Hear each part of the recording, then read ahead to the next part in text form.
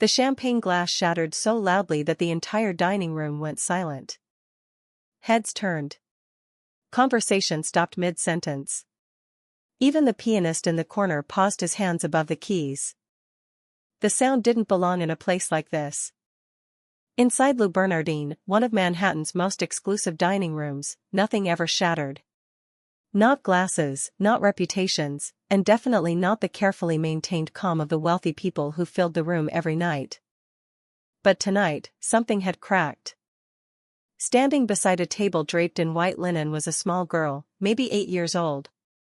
Her dark hair was tied in a loose ponytail, slightly messy, like someone had rushed through it that morning. Her dress was simple, clean, but clearly not meant for places where people wore watches that cost more than houses. At her feet, the broken champagne glass glistened under the soft golden lights. Across from her stood Victoria Laurent. Her family name appeared in headlines beside numbers most people couldn't imagine. Tonight, she had been halfway through an important dinner, but now she just stared at the child. The girl's small hand trembled. Her eyes darted around the room, catching the sharp looks from well-dressed strangers. A waiter hurried over with a towel, whispering apologies as if the accident were somehow his fault. The girl whispered something, too quiet for anyone to hear. Then a chair scraped against the floor. A man stood up from the neighboring table. He wasn't dressed like the rest of the room, either. No tailored suit, no luxury watch, just a clean navy shirt and worn jeans. Early 30s, calm eyes. The kind of face that looked permanently tired, but steady. He stepped forward and gently placed a hand on the girl's shoulder. The tension in the room shifted immediately. The girl looked up at him. "Dad." The word barely left her lips. The man looked directly at Victoria Laurent. His expression wasn't defensive. It wasn't apologetic either. It was calm. "She's with me," he said simply. 3 words. That was all. But something about the way he said them made the room even quieter. Victoria blinked slowly, studying him now instead of the broken glass. Most people around her rushed to explain themselves. They begged forgiveness, stumbled over words, tried to prove they belonged in her world. This man did none of that. He just stood there beside his daughter. Protective, steady, unbothered by the dozens of eyes watching him. Victoria glanced down at the girl again. The child looked embarrassed, but there was something else there, too. Gratitude. Then the girl spoke, voice small but clear. "I'm sorry, ma'am. I didn't mean to touch it." Victoria felt something unfamiliar tighten in her chest. No one ever apologized to her like that. Not sincerely. Not without wanting something in return. For a long moment, the billionaire heiress said nothing. And the entire room waited to see what she would do next. For a few seconds, no one in the dining room spoke. The waiter carefully knelt down, gathering the pieces of the shattered champagne glass. Other guests pretended to return to their conversations, but their eyes kept drifting back to the scene. Victoria Laurent was still looking at the girl. The child stood very still now, as if afraid even breathing too loudly might cause another problem. Her small fingers clutched the edge of her father's shirt. Victoria finally glanced down at the broken glass. Then she looked back at the girl. "What's your name?" she asked. Her voice wasn't angry, but it was calm enough that the whole room could hear it. The girl hesitated before answering. "Lily." Victoria nodded slightly. "Well, Lily, accidents happen." The tension in the room loosened a little. Lily blinked, surprised. Her father gave her shoulder a small reassuring squeeze. "Say thank you," he said gently. "Thank you, ma'am," Lily replied quickly. Victoria waved her hand toward the waiter. "It's fine. Please clean it up." The waiter nodded gratefully and continued sweeping the pieces away. Victoria's attention returned to the man. "You're her father." He nodded once. "Yes." Up close, she noticed the quiet exhaustion in his face. The kind that didn't come from late nights at luxury parties or stressful meetings. It looked like the kind people carried from working too much and sleeping too little. Daniel Carter, he said, introducing himself without being asked. Victoria noticed he didn't offer his hand. He probably assumed she wouldn't shake it. Instead, she surprised him. She stood up slightly from her chair and reached out. Victoria Laurent. Daniel hesitated for half a second before shaking her hand. His grip was firm but respectful. Meanwhile, Lily stared at the enormous dining room around her. The sparkling chandeliers, the quiet conversations, the plates that probably cost more than her entire outfit. She tugged lightly on her father's sleeve. "Dad," she whispered, "are we in trouble?" Daniel crouched down to her level. "No," he said softly, "everything's okay." Victoria watched the interaction closely. Something about the way he spoke to his daughter felt different, patient, careful. As if he measured every word so she would feel safe. Victoria suddenly realized something else. People in this room spoke to their children through nannies, assistants, or quick distracted sentences between phone calls. But this man, he gave the girl his full attention. Victoria crossed her arms thoughtfully. "Daniel," she said after a moment, "this isn't exactly a place children usually wander into." Daniel stood again. "I know," he replied calmly. There was a pause, then Lily quietly spoke up. "We came to say thank you." Victoria frowned slightly. "To say thank you," she repeated. Lily nodded, and suddenly the room's attention returned once again, because whatever was about to be said next clearly mattered. Before we continue the story, drop a comment telling me where you're watching from. And if you ever loved someone with your pure heart, so subscribe to this channel so you never miss the best stories. The words hung in the air. "We came to say thank you." For a moment, Victoria Laurent didn't understand. "Thank me for what?" she asked. Lily looked up at her father as if asking for permission. Daniel gave a small nod. The girl took a quiet breath. "A few months ago, you helped my dad." Victoria frowned slightly. Her mind quickly ran through dozens of business deals, meetings, charity events, and investments. Nothing connected. "I meet a lot of people," she said honestly. "I'm afraid I don't remember." Daniel didn't look offended. He seemed to expect that answer. "You probably wouldn't," he said calmly. "It wasn't personal." Victoria tilted her head slightly. "Then explain." Daniel placed a gentle hand on Lily's shoulder again. "Last winter," he began, "your foundation funded a small emergency grant program for families who were about to lose their homes." Victoria's expression shifted. She remembered approving the program through the Laurent Foundation during a late-night meeting with her legal team. At the time, it had been just another financial decision among hundreds, numbers, reports, signatures, nothing emotional. Daniel continued, "My wife passed away 2 years ago," he said quietly.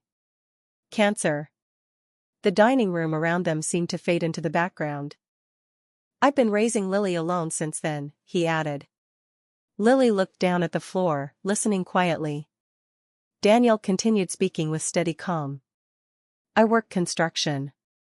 Winter months are tough. Jobs slow down." He paused briefly.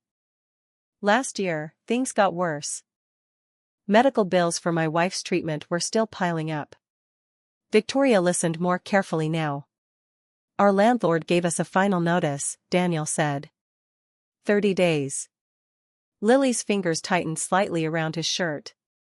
Daniel glanced down at her before continuing. "I applied for that grant your foundation offered. Honestly, I didn't think anyone would even read it." Victoria remembered the stack of applications she had approved in bulk. Her team had handled most of the decisions. "And?" she asked quietly. Daniel looked directly at her. "We got it." Lily's eyes brightened. "It paid the rent," she said quickly. Daniel nodded. "It bought us time, enough for me to pick up more work, get back on my feet." Victoria stayed silent. In her world, millions of dollars moved every day. But here was a man standing in front of her saying that a small grant, something she had barely thought about, had kept a roof over his daughter's head. Lily stepped forward slightly. "I wanted to say thank you in person," she said. Her voice was soft but sincere. Victoria felt something shift inside her chest, not pride, something heavier. Because for the first time, she was looking at the real faces behind the numbers she approved. And suddenly, that broken champagne glass felt like the smallest thing that had happened tonight. For a long moment, Victoria Laurent didn't say anything. She simply looked at Lily. The girl stood there nervously, her hands clasped together, waiting for a response that probably meant a lot more to her than anyone else in the room realized. Victoria slowly sat back down in her chair. "I see," she said quietly. Across the dining room, the low murmur of conversation slowly returned. People were pretending not to watch anymore, but their curiosity was obvious. Victoria turned to Daniel. "You came all the way here just to say thank you?" Daniel nodded. "Yes." Victoria studied him carefully. Most people who approached her wanted something, a business favor, a connection, an opportunity. Even gratitude from wealthy donors often came with hidden expectations, but Daniel's posture was relaxed. He didn't look like someone asking for anything. He looked like someone finishing a responsibility. "We didn't know how else to reach you," Daniel added calmly. "The foundation office told us you sometimes have dinner here." Victoria raised an eyebrow. "So, you brought your daughter to one of the most expensive restaurants in Manhattan hoping to find me?" Daniel allowed a small smile. "Not exactly the most practical plan." Lily looked up at him. "But it worked," she whispered. Daniel chuckled quietly. Victoria noticed something unusual about the moment. She wasn't annoyed. In fact, she was strangely curious. She looked at Lily again. "What grade are you in?" "Third," Lily answered quickly. "And you wanted to come here tonight?" Lily nodded. "I wanted to say thank you before Dad said maybe it would be too weird." Victoria glanced at Daniel. "You thought it would be weird?" "I thought security would throw us out before we even got inside," he admitted.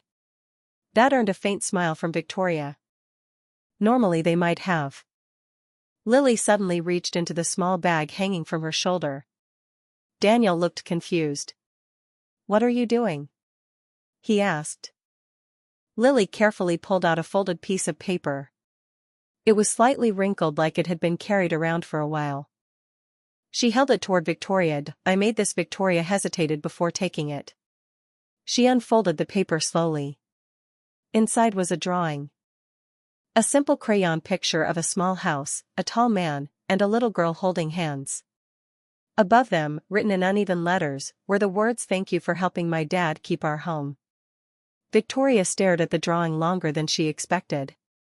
Something tightened in her throat. For years she has signed checks worth millions, yet no one had ever handed her something that felt this personal. Lily watched her nervously. "Do you like it?" she asked softly. Victoria folded the paper carefully. "Yes," she said after a moment. Her voice was quieter now. "I do." And for the first time that evening, the billionaire heiress felt something she rarely allowed herself to feel. Humbled. For the first time that evening, Victoria Laurent forgot about the business dinner she had been hosting. The executives sitting at the other side of the table had stopped pretending to focus on their menus. They were clearly listening now, but Victoria didn't seem to notice them anymore. Her attention remained on Lily. She looked again at the drawing in her hands before folding it neatly and placing it beside her plate. "You carried this all the way here?" she asked. Lily nodded. "I didn't want it to get bent." Victoria let out a small breath, almost like a quiet laugh. "That explains why it's only slightly bent." Daniel watched the exchange silently. He looked relieved that the situation had softened, but he still seemed careful not to intrude. Victoria glanced toward the empty chair across from her. "Have you two eaten?" she asked. Daniel shook his head. We were planning to grab something on the way home. Victoria raised an eyebrow. You came to one of the most expensive restaurants in Manhattan without planning to eat here. Daniel shrugged slightly. Didn't think that would go over well.